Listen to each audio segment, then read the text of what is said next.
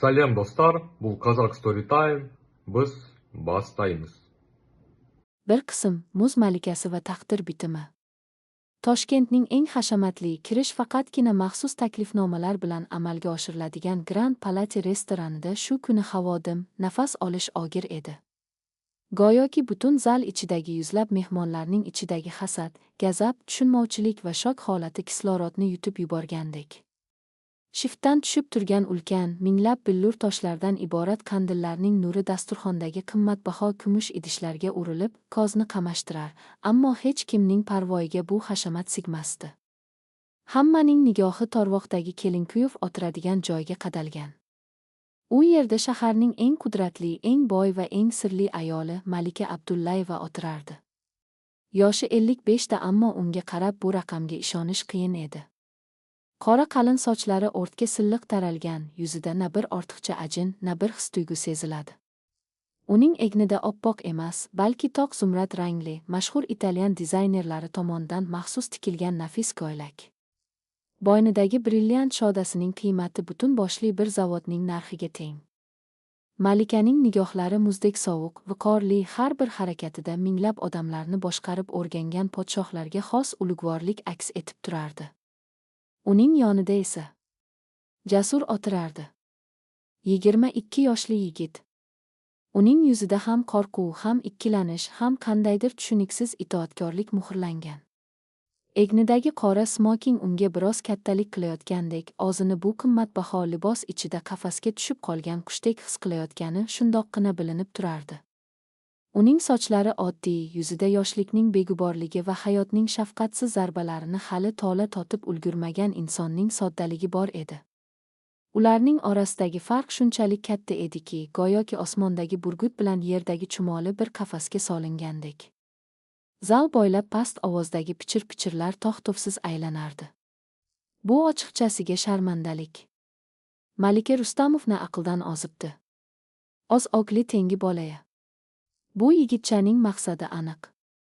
6 oydan keyin xotinning boyligini omarib, birorta yoshrogini topib qochib ketadi. Jigolo. Eri marhum Alisher akaning gorda tikka turgani aniq. Qurgan butun imperiyasini bir yalangoyoq talabaga qo'shqo'llab topshiryapti-ya. Malika bu gap-so'zlarni eshitmayotgandek o'tirardi, ammo aslida ularning har bir so'zi, har bir nafrati uning rejasining bir qismi edi. U qadahidagi suvni ohista hopladida, yonida titrab o'tirgan Jasurga qarab past, ammo oktam ovozda dedi. Qaddingni tik tut. Ular seni yeb qo'ymoqchi bo'lgan borilar. Agar hozir ko'zingda qo'rquvni ko'rishsa, ertagayoq suyaklaringni gajib tashlashadi. Tabassum qil, Jasur. Jasur qaltirab ketdi. U zor berib lablarini yoydi, ammo bu tabassumdan ko'ra ko'proq azob chekayotgan odamning yuz ifodasiga o'xshardi. Uning xayolida faqat bir narsa aylanardi. Men bu yerda nima qilyapman? Qanday qilib shu holatga tushib qoldim? 60ga nazar, ikki olamning to'qnashuvi. Bu voqeadan roppa-rosa 3 oy oldin Jasurning hayoti mutlaqo boshqacha edi. U Milliy universitetning tarix fakulteti 4 bosqich talabasi, shu bilan birga kechalari kuryer, kunduz kunlari esa markaziy arxivda farrosh va yordamchi bo'lib ishlardi. Uning oilasi Qashqadaryoning chekka bir qishlog'ida yashar, otasi erta vafot etgan, onasi esa og'ir yurak kasalligi bilan to'shakka mixlanib qolgan edi. Jasurning yagona maqsadi o'qishni bitirib, durustroq ish topish va onasini xorijda operatsiya qildirish. Uning birgina noyob xislati bor edi, eydetik xotira. Jasur ko'rgan, o'qigan yoki eshitgan har qanday ma'lumotni, hatto minglab raqamlar ketma-ketligini yoki qadimiy qo'lyozmalardagi harflarni bir ko'rishdayoq suratga olgandek miyasiga muhrlab olardi. Ammo kambag'allik bu iqtidorni yuzaga chiqarishga yo'l bermasdi. Malika Abdullayeva esa butkul boshqa olamning odami. Qurilish kartellari, logistika kompaniyalari va farmatsevtika zavodlarini o'z ichiga olgan ulkan xolding egasi. Shaharda uni Temir xonim deb atashardi. 20 yil oldin eri Alisher Abdullayev sirli ravishda avtohalokatda halok bo'lgach, u butun imperiyani o'z qo'liga olib, raqobatchilarni ayovsizlarcha mahv etgan va kompaniyani yuqori cho'qqiga olib chiqqan edi. Uning na farzandi, na yaqin qarindoshi bor edi. Atrofida faqatgina uning puliga ko'z tikkan, xato qilishini poylab turgan yirtqichlar, erining aka-ukalari va sobiq hamkorlari oralashib yurardi. Ularning yo'llari arxivda kesishdi. Aniqrog'i, Malika uni o'zi toptirib keldi. O'sha yomg'irli kun Jasurning esidan hech qachon chiqmaydi.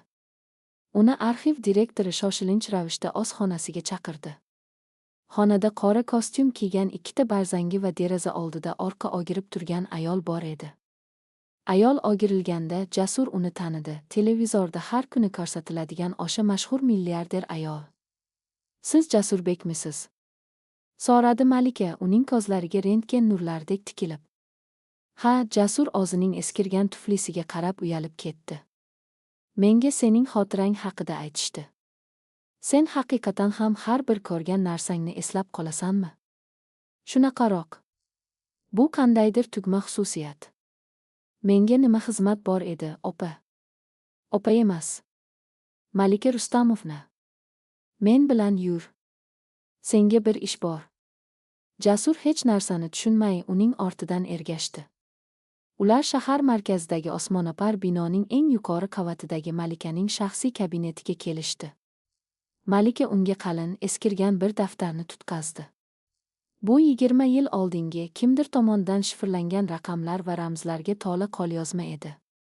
"Buni yodla. Senga 5 daqiqa vaqt", dedi ayol sovuqqonlik bilan. Jasur hayratlansa-da daftarni varaqlay boshladi. Uning ko'zlari sahifalar bo'ylab yugurar, miyasidagi vizual xotira motori ishga tushgan edi. 5 daqiqadan so'ng Malika daftarni tortib oldi va gugurt chaqib, uning ko'z o'ngida kuldonga tashlab, yoqib yubordi. "Nima qildingiz? Bu tarixiy hujjat bo'lishi mumkin edi", deb yubordi Jasur. "Bu mening mulkim. Endi esa qog'oz oldi, 14 sahifadagi 3 qatordan boshlab kodlarni yozib ber. Birorta xato qilsang, bu yerdan oyog'ingda chiqmaysan."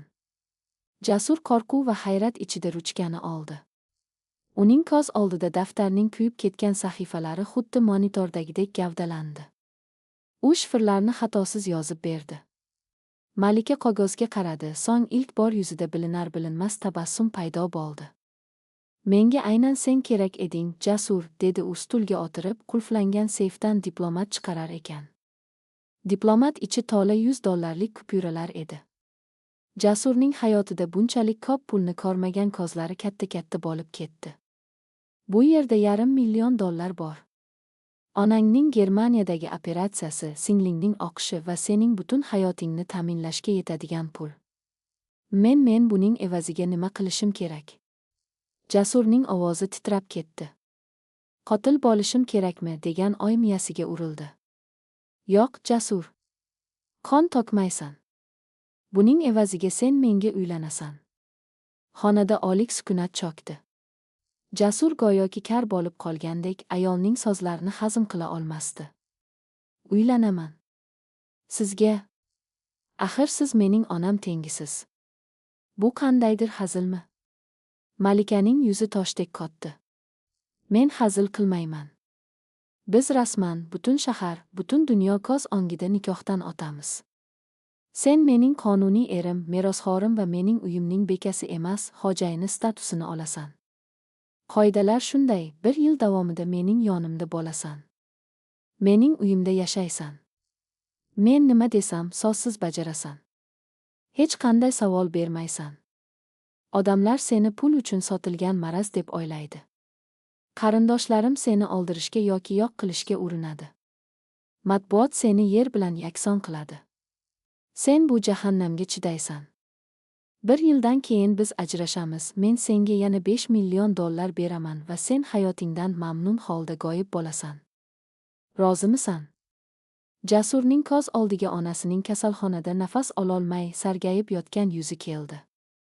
Vrachlarning uzogi bilan 1 oy vaqti qoldi, agar zudlik bilan Myunxenga olib borilmasa, degan so'zlari qulog'i ostida jarangladi. U bu taklifning ortida qanday dahshatli sir yotganini bilmasdi. Nima uchun bu qudratli ayolga aynan u, kambag'al bir talaba kerakligini tushunmasdi. Ammo uning tanlovi yo'q edi. "Roziman", dedi u diplomatning dastasini mahkam qisib. To'ydan keyingi ilk tun va ochilmagan sir. Shunday qilib shaharning eng shov-shuvli toyi bo'lib o'tmoqda edi. Restorandagi ziyofat tugab, olomon ularning ortidan nafrat va hayrat bilan qarab qoldi. Malika va Jasur qop-qora zirhlangan Rolls-Royce avtomobiliga o'tirishdi. Mashina shahar chetidagi tog' yonbag'rida joylashgan ulkan, qal'ani eslatuvchi qasr tomon yo'l oldi. Yo'l bo'yi ikkalasi ham bir ogiz so'z qotmadi. Jasurning yuragi qinidan chiqqudek urardi. Oldinda nima kutyapti? Bir yil davomida u bu sovuq, qo'rqinchli ayol bilan bir uyda qaytib yashaydi. Yotoqxonada nima bo'ladi? Degan o'ylar uning miyasini kemirardi. Qasrga yetib kelishgach, xizmatkorlar ularni eshik oldida kutib olishdi. Malika ularga javob berib yubordi-da, Jasurga qarab bosh irgadi. Ortimdan yur. Ular keng va qorong'i yo'laklardan o'tib, qasrning ikkinchi qavatidagi ulkan yotoqxonaga kirishdi. Xona nihoyatda hashamatli, ammo qandaydir ruhsiz muzeyga o'xshardi. Malika og'ir xo'rsindi, bo'ynidagi qimmatbaho brilliant shodasini yechib stol ustiga tashladi. So'ng Jasurga o'girildi. Shu yerda tur, dedi u. Malika xonaning burchagidagi ulkan kitob javoni oldiga bordi. Qaysidir kitobni tortgan edi. Javon og'ir gichirlash bilan ikkiga bo'linib, ortidan qalin metal eshik namoyon bo'ldi. Bu yashirin bunker edi. Malika kodni terdi, eshik ochildi. Ichkaridan sovuq va qandaydir dorivor hid ufurib chiqdi. Kir ichkariga, dedi Malika. Jasur titrab qaqshab ichkariga qadam qo'ydi. Bu yer yotoqxona emas, balki eng so'nggi rusumdagi tibbiy apparatlar, monitorlar va serverlar bilan to'la laboratoriya edi. Xonaning markazida esa shisha kapsula ichida sun'iy nafas olish apparatiga ulangan, tanasi turli xil simlar bilan chulgangan bir qiz yotardi. Qizning yuzi oppoq, sochlari to'kilib ketgan, u tirik murdaga o'xshardi. Ammo qizning yuz tuzilishida Malikaga juda o'xshash nimadir bor edi. Bu kim? Deb pichirladi Jasur, dahshatdan ko'zlari katta-katta bo'lib. Malika qizning yoniga yaqinlashdi. Uning toshdek qotgan yuzida ilk bor insoniy his, cheksiz onalik mehri va og'ir qayg'u paydo bo'ldi. Uning ko'zlariga yosh quyildi. Bu mening qizim. Shahina. U 22 yoshda. Sening tengqurlaring. U 20 yildan beri komada, Jasur. Butun dunyo uni olgan deb biladi. Agar mening dushmanlarim uning tirikligini bilishsa, uning nafas olish apparatini o'chirib qo'yishadi. Jasur hech narsani tushunmasdi. Buning menga nima aloqasi bor? Nega meni uylantirdingiz? Malika unga keskin o'girildi. Uning ko'zlaridagi yosh o'rnini yana o'sha muzdek qat'iyat egalladi.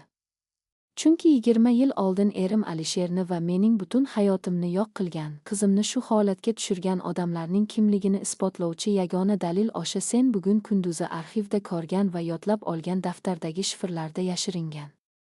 U daftar erimning so'nggi kundaligi edi. Men uni 20 yil qidirdim.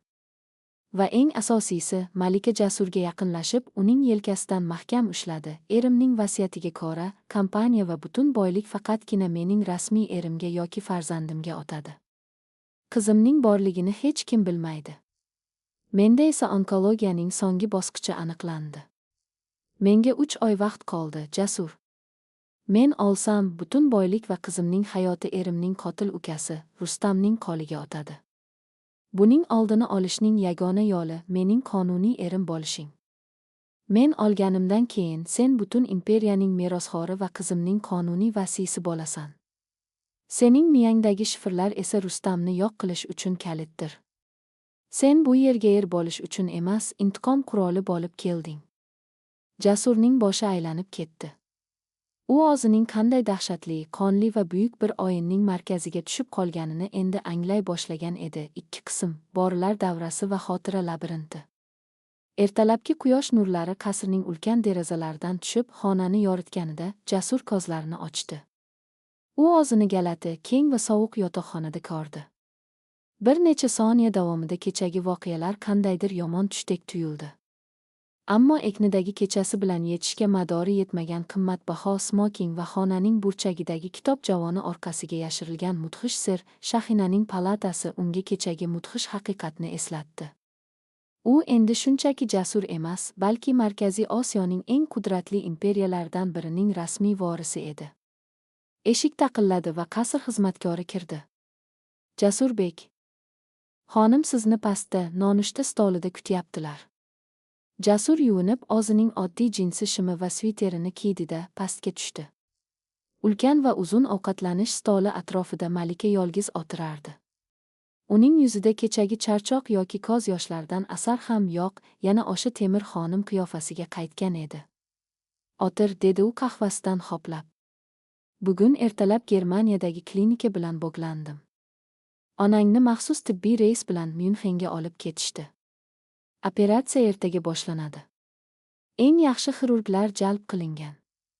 Singlingning hisobiga esa 5 yillik o'qish va yashash xarajatlari o'tkazib berildi. Ular xavfsizlikda." Jasurning tomogiga nimadir tiqilgandek bo'ldi. Yillar davomida uni qiynab kelgan eng katta dardi bir lahzada hal bo'lgan edi.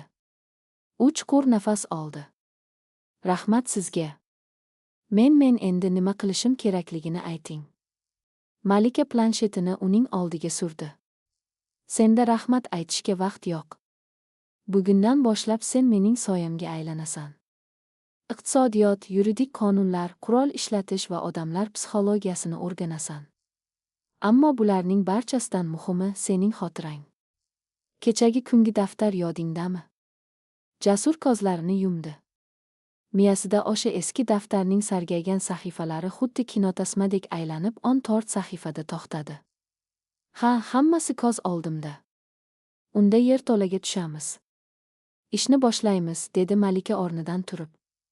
Xotira labirinti va ochilgan sirlar. Qasrning yerto'lasi oddiy yerto'la emas, balki hukumat darajasidagi xavfsizlik tizimi o'rnatilgan axborot markazi edi. U yerda bir nechta kuchli kompyuterlar va o'z ishining ustasi bo'lgan, malikaga mutlaq sodiq bo'lgan haker laqabli yigit o'tirardi. Malika Jasurga qog'oz va ruchka berdi. "Yoz. Hammasini, bitta ham belgisini qoldirmasdan yoz." Jasur stulga o'tirdi-da, xotirasidagi o'sha raqamlar, lotincha harflar, chiziqchalar va nuqtalardan iborat tushuniksiz kodlarni qog'ozga tushira boshladi. Uning qo'llari shunchalik tez harakatlanardiki, go'yoki unga kimdir aytib turibdi. Yarim soat ichida u 7 ta sahifani to'ldirib tashladi. Haker yigit qog'ozlarni olib dasturga kiritdi. Kompyuter ekranida yashil raqamlar yugura boshladi. Parolni buzish jarayoni bir necha soat davom etdi. Nihoyat tizim ruxsat etildi degan yozuvni chiqardi. Ekranda 20 yil oldingi sana bilan yashirilgan arxiv fayllari, bank hisob raqamlari va bitta audio yozuv paydo bo'ldi. Malika titrayotgan qo'llari bilan audio yozuvni yoqdi. Karnaydan 2 kishining ovozi eshitildi. Biri qandaydir yollanma qotil, ikkinchisi esa Rustamning, Malikaning qaynisi, Alisherning ukasining ovozi edi. "Tormoz tizimini kesib tashla. Hech qanday iz qolmasin. Alisherning mashinasi jarlikka qulashi kerak. Akamning davri tugadi, endi imperiyani men boshqaraman. Ayoli va qizi ham u bilan birga ketish kerak." Xonada olim sukunati cho'kdi. Malika ko'zlarini yumib, mushtlarini shunchalik qattiq siqdiki, tirnoqlari kaftini qonatib yubordi. 20 yil. U 20 yil davomida erining o'limida va qizining shu ahvolga tushishida Rustamning qo'li borligini bilar edi, ammo buni isbotlaydigan dalil yo'q edi. Endi esa dalil uning qo'lida. Biroq fayllar orasida yana bir narsa bor edi.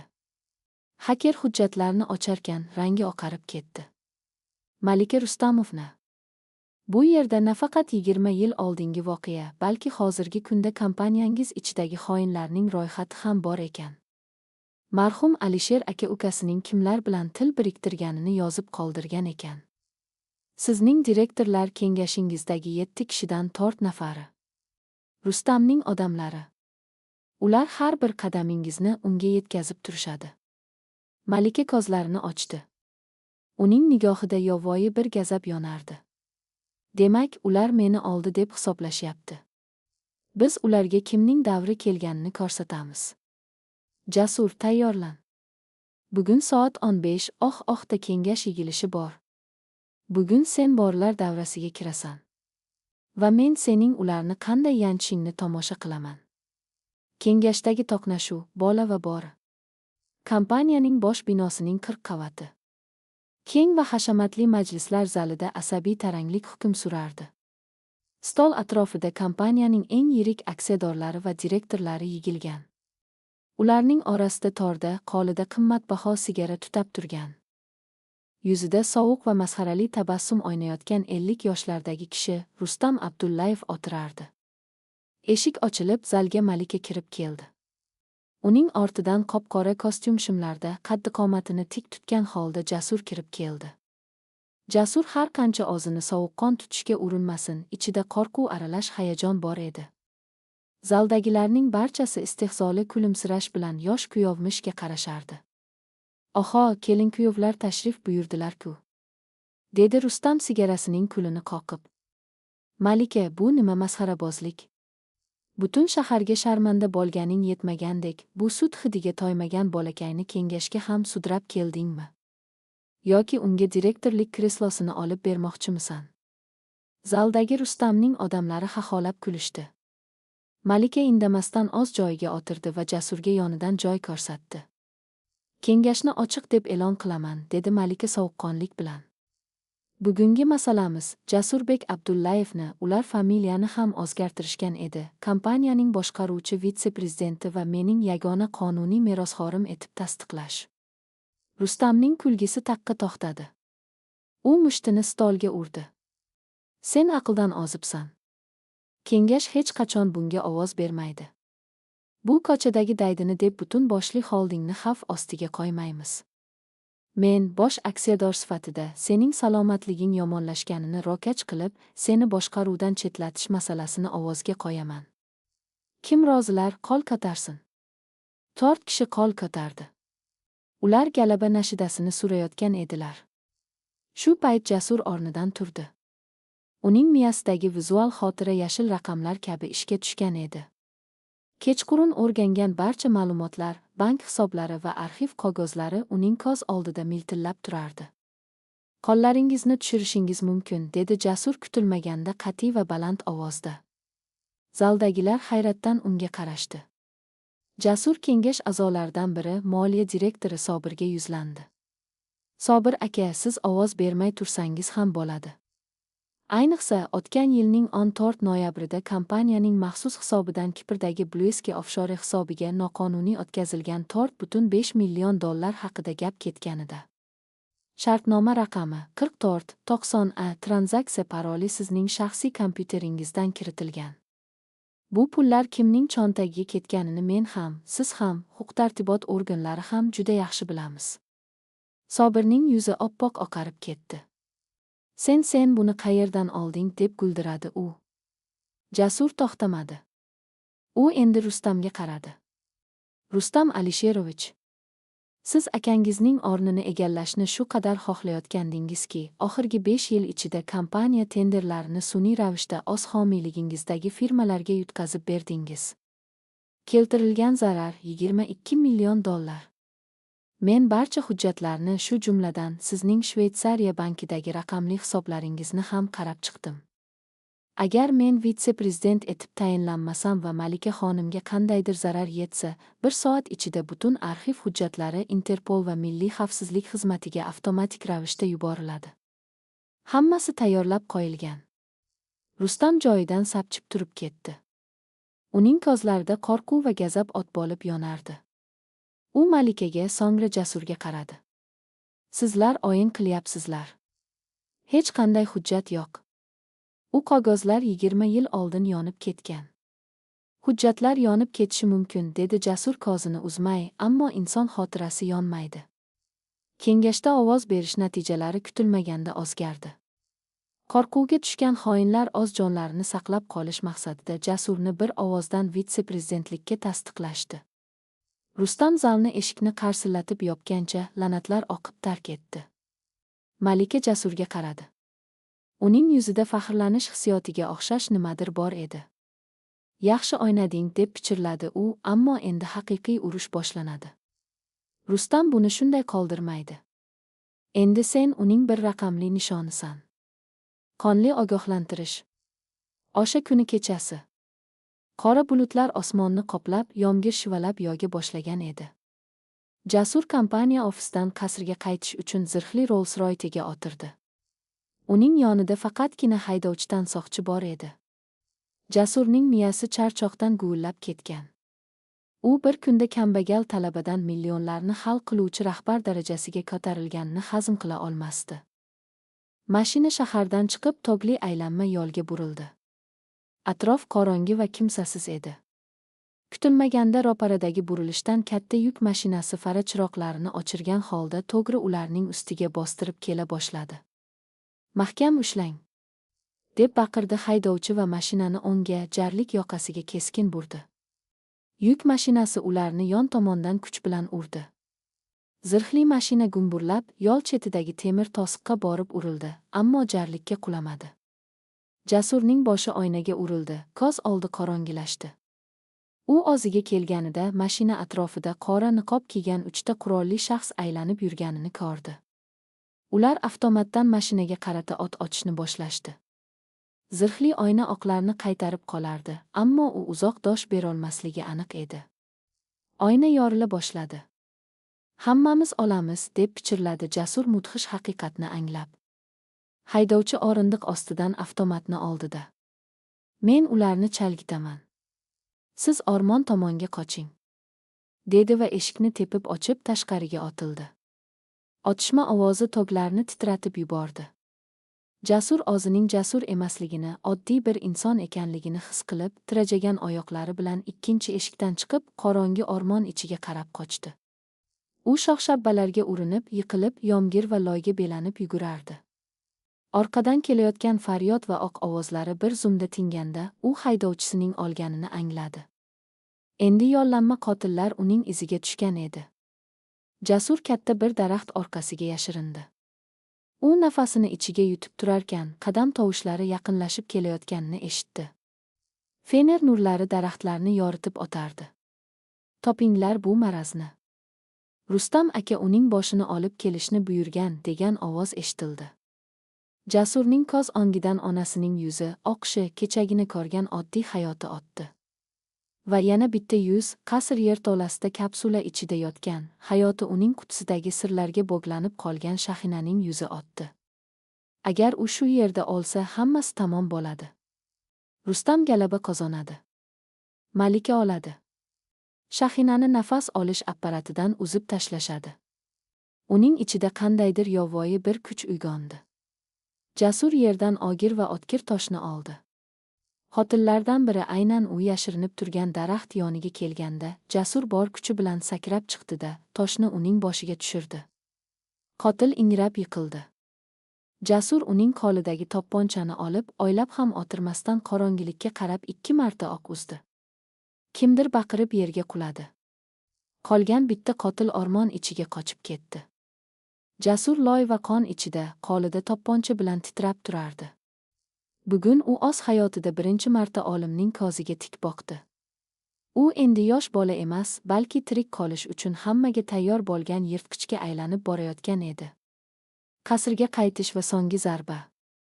Yarim tundan oqqanda Jasur piyoda, butkul kiyim-boshi yirtilgan, loyga botgan holda qasrga yetib keldi. Qo'riqchilar uni ko'rib shokka tushishdi va darhol ichkariga olib kirishdi. Jasur birinchi bo'lib yerto'laga, Shahina yotgan bunkerga tushdi. U oynavand kapsula oldiga kelib, qizning oppoq, sokin yuziga qaradi. Oyna sirtiga qo'lini qo'ydi. "Men seni qutqaraman.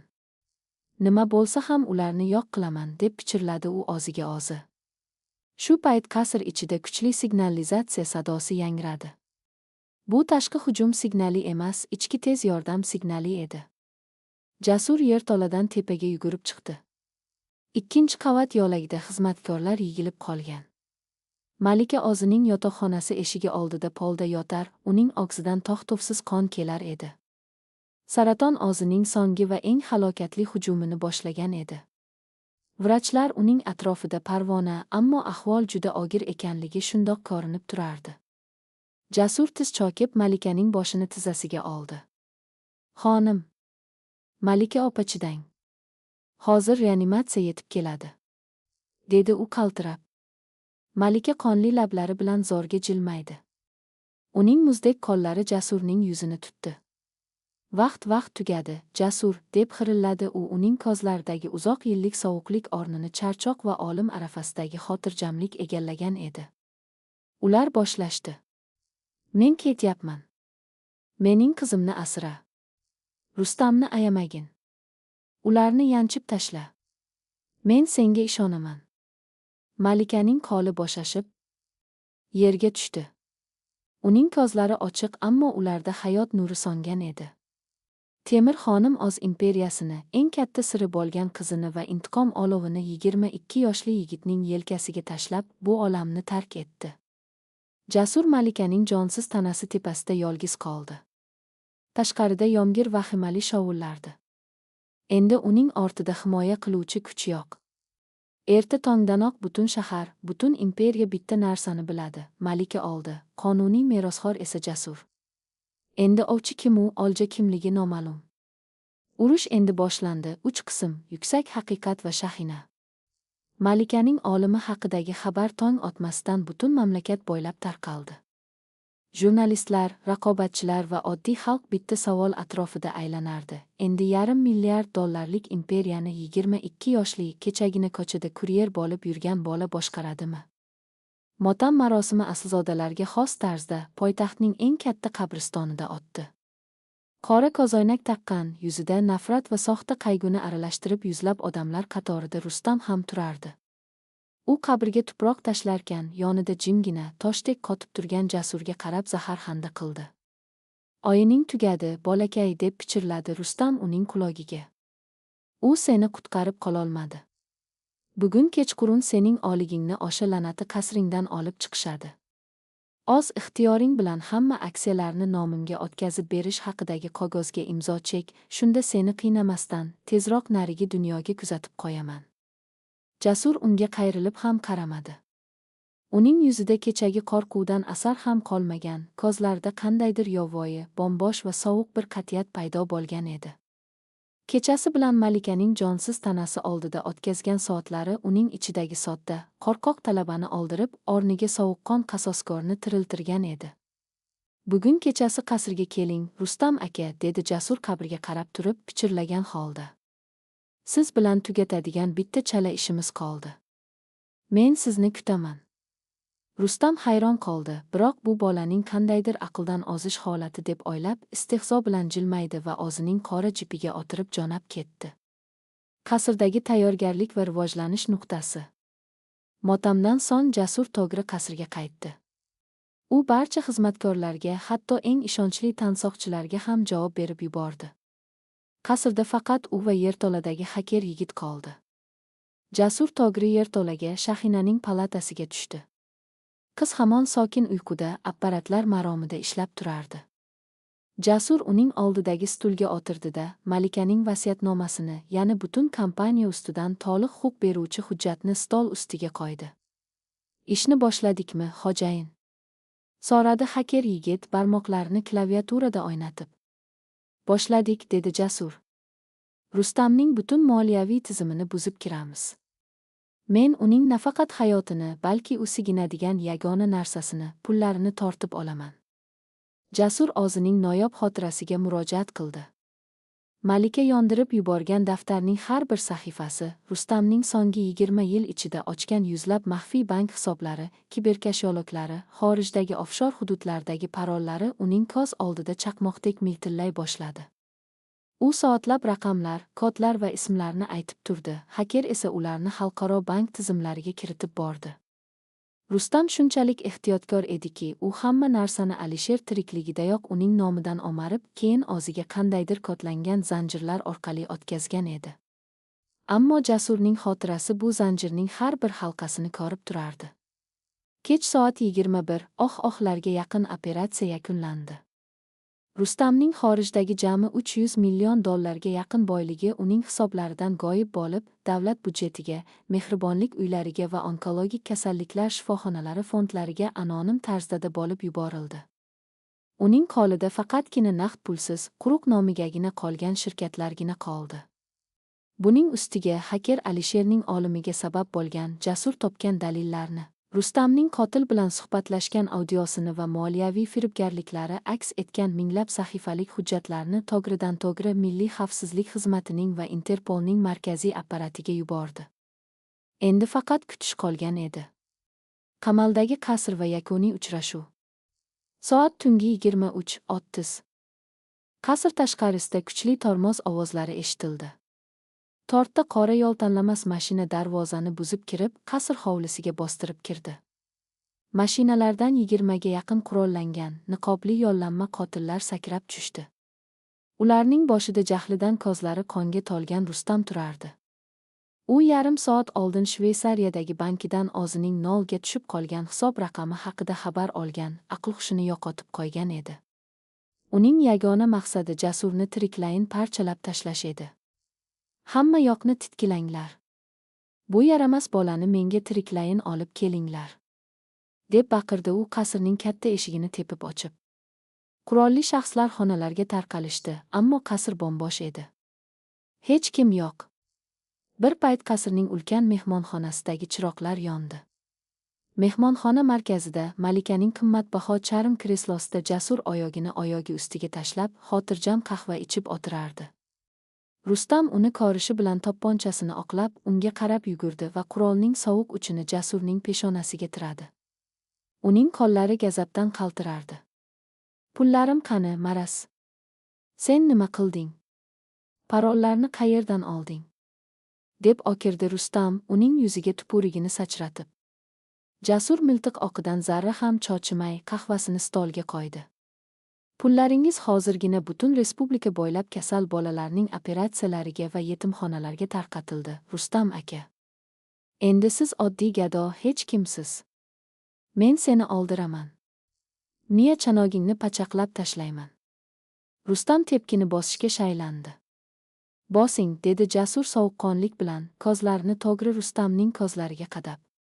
Ammo men olsam, siz bu yerdan tirik chiqmaysiz. Yigitlaringizga qarang. Rustam atrofga alangladi. Qasr zalini to'ldirib turgan 20 ta qurolli qotil to'pponchalarini endi Jasurga emas, Rustamning o'ziga qaratib turishardi. Rustam shokka tushdi. Bu nima degan gap? Men sizlarga yollanganman. Otinglar uni. Men sizlarga millionlar va'da qilganman. Qotillarning sardori niqobini yechdi va istehzo bilan kuldi. Millionlar deysizmi? Biz hozirgina hisoblaringiz bomboshligini tekshirdik. Siz bankrotsiz. Jasurbek akamiz esa bizning hisobimizga yarim soat oldin siz va'da qilgan summadan 3 barobar ko'p pulni o'tkazib berdilar. Biz kim to'lasa o'shanga xizmat qilamiz, Rustam Alisherovich. Qurolingizni tashlang. Rustamning tizzalari darmonsizlanib, qo'lidagi to'pponchasi yerga jaranglab tushdi. U anglab yetdi. Hammasi tamom. U 20 yil davomida qurgan, qon ustiga qurgan imperiyasi 22 yoshli yigit tomonidan bir necha soat ichida yakson qilingan edi. Jasur o'rnidan turdi. U Rustamga yaqinlashib, uning yoqasidan tutdi. Bu pullar uchun emas edi.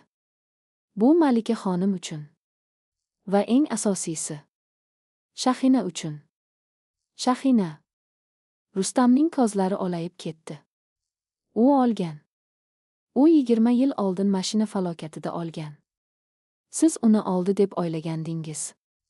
Sizning buyrugingiz bilan tormozi kesilgan mashinada Alisher aka halok bo'ldi. Shahina esa 20 yil komada yotdi. Malika uni sizning yovuz qo'llaringizdan yashirish uchun yer ostida saqladi. U butun umrini sizdan och olishga va qizini qutqarishga bagishladi. Bugun o'sha qasos o'z egasini topdi. Eshitayapsizmi? Tashqarida o'nlab politsiya, maxsus guruh, spetsnaz, mashinalarning sirena ovozlari eshitila boshladi. Qasr hududi qizil-ko'k chiroqlar bilan yorishib ketdi. Jasur yuborgan dalillar o'z so'zini aytgan, maxsus xizmatlar eng xavfli jinoyatchini hibsga olish uchun yetib kelgan edi. Qurollangan yollanma qotillar pullarini olib, orqa eshikdan qochib qolishga ulgurishdi, biroq Rustam joyida toshdek qotib turardi. Omon qolishning imkoni yo'q edi. Uning oldida davlatga xiyonat, qotillik va yirik miqdordagi moliyaviy jinoyatlar uchun umrbod qamoq jazosi turardi. Politsiya xodimlari ichkariga bostirib kirib, Rustamni yerga yotqizishdi va qo'llariga kishan taqishdi. Jasur ularning ishi tugashini jimgina tomosha qilib turdi. Rustamni olib chiqib ketishayotganda u orqasiga qayrilib qaradi. Uning ko'zlaridagi mag'rurlik o'rnini mudhish vahima egallagan edi. Qasr yana jimjitlikka cho'mdi. Ammo bu safar bu sukunatda qo'rquv emas, balki qandaydir yengillik, poklanish hissi bor edi. Jasur chuqur nafas oldi va yerto'laga qarab qadam bosdi. Uning eng asosiy ishi endi boshlanayotgan edi. 1 yil o'tib, hayotning qaytishi. Bahor tongi. Toshkentning markaziy ko'chalaridan birida, osmono'par binoning eng yuqori qavatidagi keng ofisda Jasur o'zining katta stoli ortida hujjatlarni ko'zdan kechirmoqda edi. U endi o'tgan yilgi qo'rqoq talaba emasdi. Uning egnida qimmatbaho kostyum, sochlari tartib bilan turmaklangan, qarashlari ishonchli va sovuqqon. 1 yil ichida u malikaning imperiyasini qonuniy va halol biznesga aylantirdi. Korrupsiyaga botgan sobiq rahbarlar qamalgan, o'rniga yosh va iqtidorli kadrlar tayinlangan edi. Onasi Germaniyadagi muvaffaqiyatli operatsiyadan so'ng sog'ayib, Qashqadaryodagi yangi, shinam uyida yashamoqda. Ammo uning hayotidagi eng katta o'zgarish bu emas edi. Eshik taqillab, uning shaxsiy yordamchisi kirdi. Jasurbek aka, Shveysariya klinikasidan qo'ng'iroq qilishyapti. Professor Mayer liniyada. Jasur telefon go'shagini darhol ko'tardi. Uning yuragi har gal shu klinikadan qo'ng'iroq bo'lganda tez urib ketardi. Janob Jasur, eshitildi shifokorning xursand ovozi. Sizga ajoyib xabarim bor. Mo'jiza yuz berdi. Jasur nima deyishni bilmay nafasini yutdi. Rustam yo'q qilinganidan so'ng Jasur darhol Shahinani Yevropaning eng ilg'or neyroxirurgiya klinikasiga ko'chirgan va uning hayotiga javobgarlikni o'z bo'yniga olgan edi. Oylar davom etgan murakkab muolajalar, massajlar, eng zamonaviy texnologiyalar yordamida qizni hayotga qaytarishga urinishgandi. Uning barmoqlari harakatga keldi. Bugun ertalab reaksiyalarini tekshirganimizda u ko'zlarini ochdi. U hali gapira olmaydi, muskullari juda zaif, lekin u eshitmoqda, ko'rmoqda. Miya faoliyati tiklanmoqda. U komadan chiqdi. Jasurning ko'zlaridan yosh quyilib ketdi. U 1 yil davomida yelkasi bosib turgan ulkan qoya to'satdan qulab tushgandek bo'ldi. Malikaning so'nggi iltimosi, uning hayotiy missiyasi nihoyat amalga oshgan edi. Muz malikasi o'zining so'nggi nafasigacha qizini saqlab qoldi va uni ishonchli qo'llarga topshirdi. Jasur o'rnidan turdi, ko'z yoshlarini artdi va deraza oldiga bordi. Toshkent quyosh nurida yaraqlab turardi. U telefonni jimgina qo'ydi. Chipta buyurtma qiling, dedi u yordamchisiga tabassum qilib. Bugun kechqurun Jenevaga uchaman. Xotinimning yoniga. 55 yoshli qudratli ayol nima uchun 22 yoshli kambag'al talabaga uylanganini butun dunyo pul, ehtiros va jinnilik deb baholagan edi. Ammo javob ularning xotirasiga, qutisiga yashiringan qahramonlikda va onaning o'z bolasiga bo'lgan cheksiz muhabbatida yashiringan edi. Endi esa qorong'ilik ortda qoldi. Oldinda faqatgina yorug'lik kutmoqda edi.